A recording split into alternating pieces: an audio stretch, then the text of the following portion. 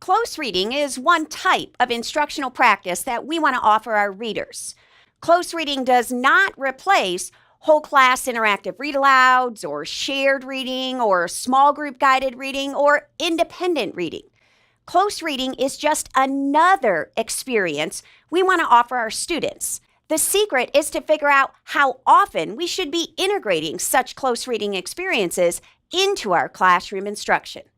When looking at your instructional calendar for planning the different comprehension strategies you want to teach, you want to integrate close reading experiences after having provided some explicit instruction. For example, if you were teaching students how to summarize the most important information or the highlights, that's explicit instruction you would offer for several days. Several whole class mini lessons will be based around this idea of I do, we do, you do, and instruction for kids to figure out how do you summarize a text. You aren't going to accomplish this in one mini lesson. You need several days. After several days of instruction on summarization, then you might move on to a second whole class skill, like using context clues. Again, this will take several days of whole class instruction, and it will be followed by, say, a third comprehension skill. That third skill might be something with infographics, reading diagrams or charts.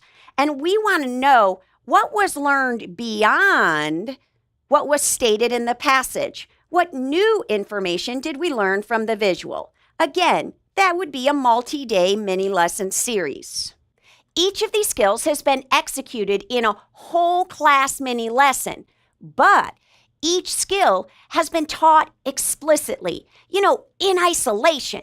And so we need to at some point ask kids to bring all three of these skills together, and that's where close reading fits in. The next day, say Tuesday, will be spent in a whole class reading experience. This is where students will work through all three skills with the same single passage. Provide students a new passage or excerpt of a longer passage that lends itself to all three of those skills, which means it has to have infographics within the passage. And so we're going to read this new text, and we're going to read it to summarize, and we're going to read it to figure out context clues for some unfamiliar words, and we're going to read to discern the new information in the graphics that wasn't in the passage. That bringing it all together is done within a close reading experience. Remember, close reading doesn't replace other types of reading. It's just another experience we bring into our instruction. So, after providing explicit and isolated instruction on a couple skills, then ask students to bring it all together in another new text. We want to make sure students aren't just learning with blinders on, but readers juggle multiple thoughts when reading a text, and that's what close reading allows them to do.